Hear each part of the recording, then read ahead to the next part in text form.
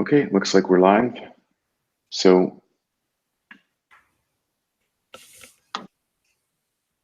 we'll just wait 1 second here while we see a few more people joining the webcast.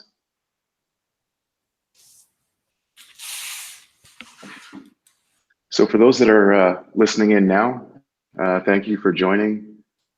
We thought we would do a shorter version of what we did last year. Hopefully this fits into people's schedules better, and wanted to do some focused knowledge transfer around Failover. We'll schedule more of these for Ransomware Defender, for Auditor, and any other topics that we get feedback on. So thanks a lot for joining us. We'll probably go ahead and get started. So there's a bit of room at the end for questions. If you do have questions, certainly post them in the chat or send the email, and we'll address them as we go. So let's get right to the agenda. So we picked these topics based on a lot of questions from support. We wanted to ensure we covered these.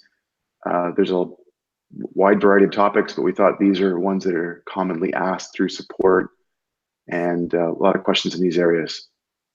So there's a few of us on here, myself, Andrew McKay, Dorothy, and Andrew. We'll hand off between us as we go. And the first area of Failover we wanted to cover, it's not well understood, is we have a new feature. We call it skip configuration replication. And it should be understood when this should be used. If you're failing over from one site to another, normally we would sync the configuration on the production site to the DR site. So if it's an export or even a share, I'll use an export in this example. You've got a client list of who's allowed to mount at site A on host A. When you fail over to site B or the DR site, there's another host. And this is for scenarios where you have hosts at both sites. If you have this configuration and the host that will mount the data is a different host, then what we required previously is customers would add the host B in the client list on the production site so that it would be synced over to the DR site. So that's not necessary anymore. We can skip config, which means you can have an export at prod and DR that's completely different. And that would allow you to not sync the same share or export from one site to the other. So this can be enabled on a per policy basis. And it's for the scenarios where you have physically separate hosts at both sites that will take over operations for that particular application. So it's a simple enable from the jobs icon. We're just showing the screenshot there in the middle. This is new since release 2 and later. So if you need this configuration, it simplifies the configuration and no longer need to populate the client list with both sites on production. So now you can have completely different share export definitions on both sides. The advantage of doing this is that you end up with DR monitoring, and all the other features are still fully enabled except for configuration replication. So we'll move on to the next topic. Andrew, I'll let you jump in here. Thanks, Andrew. We've added additional functionality in regards to smart quotas on Isilon. You can have pre-stage quotas on the target cluster prior to a failover. This option is not a default and needs to be enabled manually, but it adds the ability to have quotas in sync between both clusters. We also added a new option to skip quota sync entirely during a failover. It's been designed to prevent the triggering of a long-running quota scan job.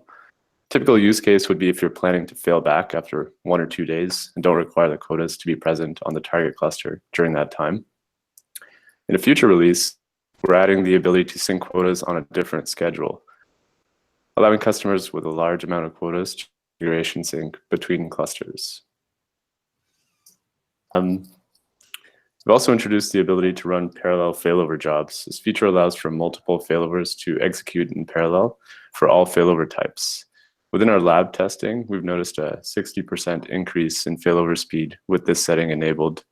And in the field, we've seen 4 parallel access zone failovers take 6 minutes to make writable. Next, I'll pass it on to Dorothy We'll go over some more features we've added recently. Hi. The next thing we wanted to let you know about is our data integrity failover feature. So we know you want to block data access during a failover to prevent data loss. We also know that we've seen if you continue to write data during a failover, it can elongate some of the failover steps, like the failover resync prep step. Now, prior to 2.0, blocking data access was something you had to do external from Eyeglass. You know, if you were failing over the whole cluster, sometimes people would disable SMB or NFS protocol on the cluster to guarantee that there's no data access. However, in the case where you're doing a partial failover, so not the entire cluster, you are left to some other process, which might be even something like emailing the affected users and informing them that they need to log off. And then, you know, essentially hoping that they actually read their email and follow the instructions. So in Eyeglass 2.0, we introduced this data integrity failover feature to assist you with that. So it is an option that you can select when you're initiating the failover. And what it does is it blocks access to the SMB shares that are affected by the failover. It does that by inserting an everyone deny permission on the affected shares. The result of this is that any open files those users had are closed and it disconnects them from their session. Again, by using this option, it only affects the shares that are part of the failover that you're running. It does not affect the entire cluster. At this time, it is available only for SMB. For NFS, this manual procedure is still required.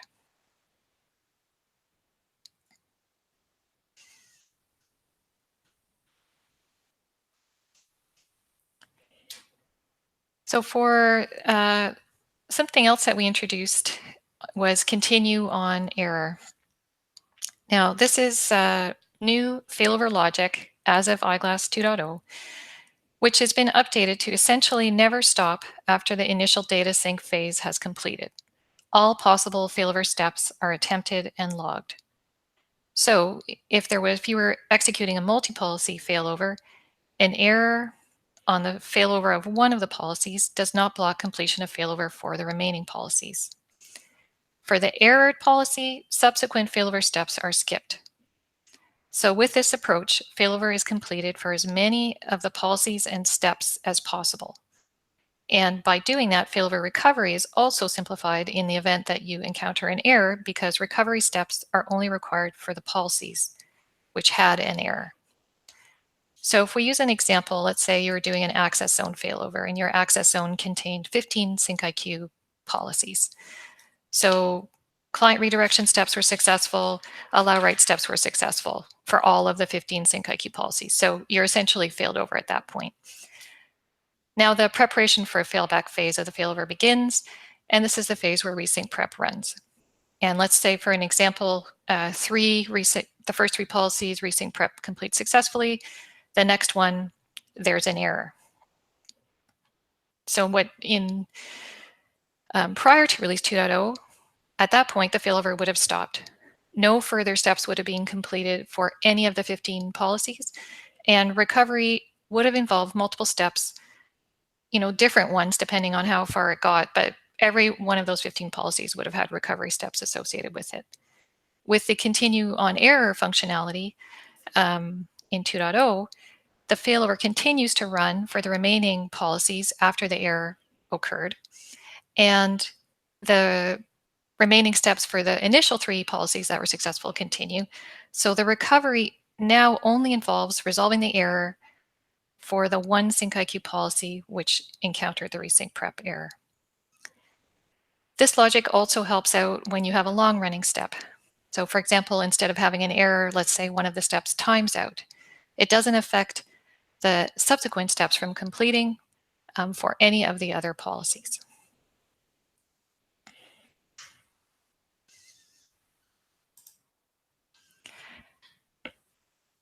The other thing we wanted to share with you is some updates to our failover logs. As you know, we use our failover logs a lot when we are assessing you either during a failover or post failover for the state of your environment.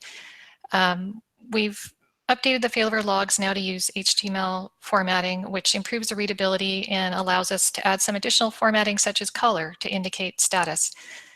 So now there are summary log entries for major phases of failover. There are some other log entries like the URL to indicate which cluster you can go to monitor long-running steps.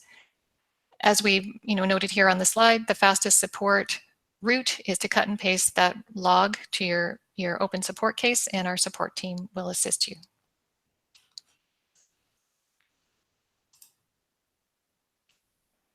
I'm just going to cut over and show you a couple things here. We still have time.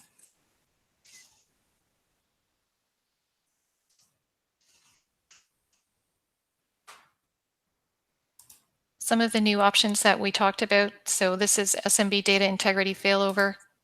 So you, if you wanted to take advantage of that feature, you would select this checkbox in the wizard before, as you're starting your failover. We mentioned the quota sync. If you want to skip the quota sync, it's a matter of unchecking this quota sync checkbox. One thing we didn't cover in the slides, but is also new, is block failover on warnings. This is selected by default. So as you know, a warning does not block you from failing over, but we do block you initially if there is a warning, and that is so that you take the time to review what the warning is for and make an assessment for you in your environment whether it's okay to proceed or not. If you decide it's okay to proceed, then you come back to the wizard, you uncheck block failover on warnings, and you continue. Example of the failover log. So you can see now there are, when a major phase is completed, there's a line in the log that indicates the success, but it's also in green. So it's easily identified that everything is okay. This is the step, where we indicate that your client redirection and your allow rights have completed, and we let you know data access testing can begin. You'll notice also in green, so that everything is, thumbs up, good to go. At the bottom of the log, as I mentioned, there's a failover job summary, so it shows you for each of these major phases, whether it was completed successfully, again, also in green, so it's easily identified whether, what state you're in, and also to give you a sense of how long things took. So the overall job time and then the time for each of the phases. Here's an example of a log where we had some problems. So you can see now it's easily seen, highlighted in red, that you had a problem. And this also identifies, so in this particular case, we had an issue with allow rights on this policy, right? So you'll see that for this particular policy, subsequent steps were not run, right? Resync prep, running the mirror policy, running the quota job. So if there were more than one policy as part of this failover, you would have seen that those, the steps for those other policies would have continued even though this particular policy had an issue. The result of that issue is that subsequent steps for this policy are skipped, but other policies would have been allowed to continue.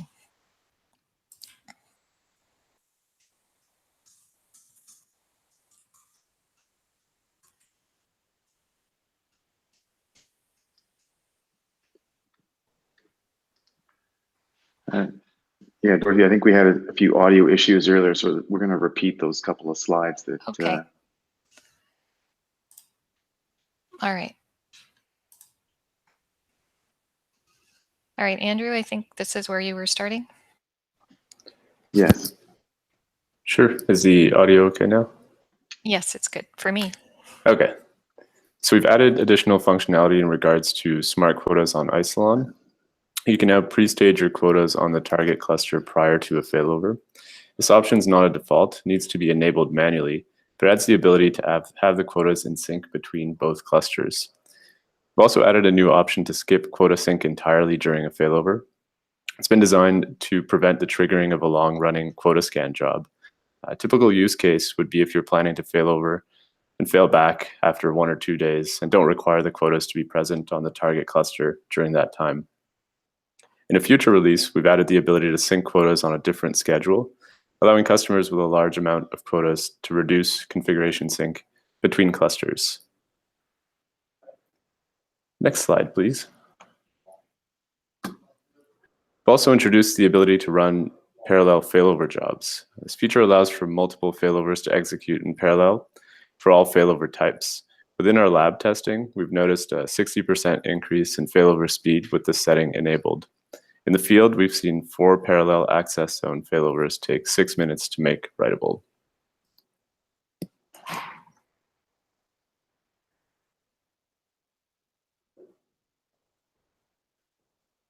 Okay, Stephen, do you see any questions that have come in? If not, we can cover a few more items here before we end the webcast.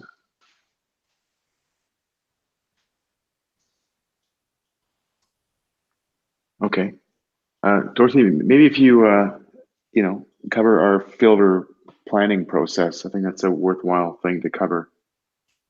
Okay.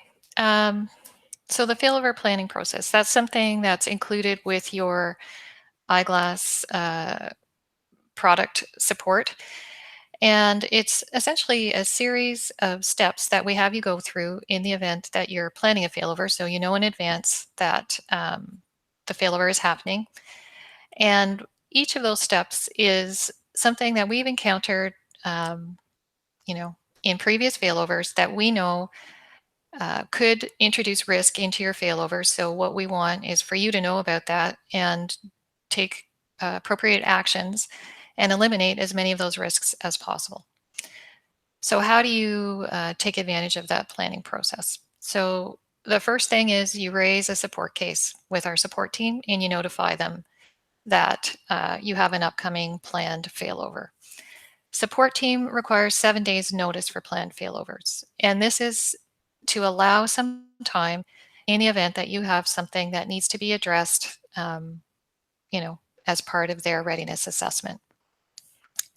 So you open the case, they will post to you a failover planning checklist. It will have each of those items that I mentioned that we want you to know about prior to failover, and because we know that it's been an issue elsewhere and that you should be aware and know about it ahead of time. Once you've read through those steps and replied back to the case saying, step 1, got it, you provide a full Eyeglass backup to the support team. They assess your readiness based on that backup. If they have any further questions, they will post to you in the case. If they have something that needs to get done, they'll post that to you as well. The goal is that you reach the point where they are able to give you the thumbs up and that that you're ready to go. This way your case is already open as well, so that once your failover has started, it's available for you to communicate with the support team, providing them, for example, that failover log that we were looking at, so they can assist you in assessing where your failover is at.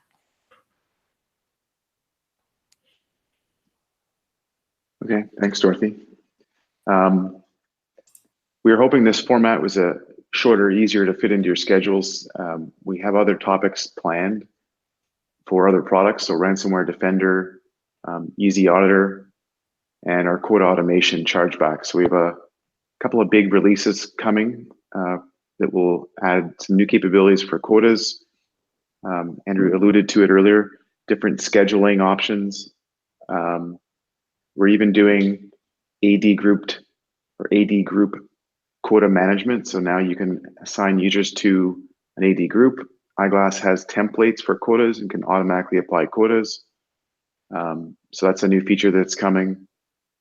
In addition, we have a new Easy Auditor release coming out that will do live search. So basically a real-time indexed view of file system activity as it's happening.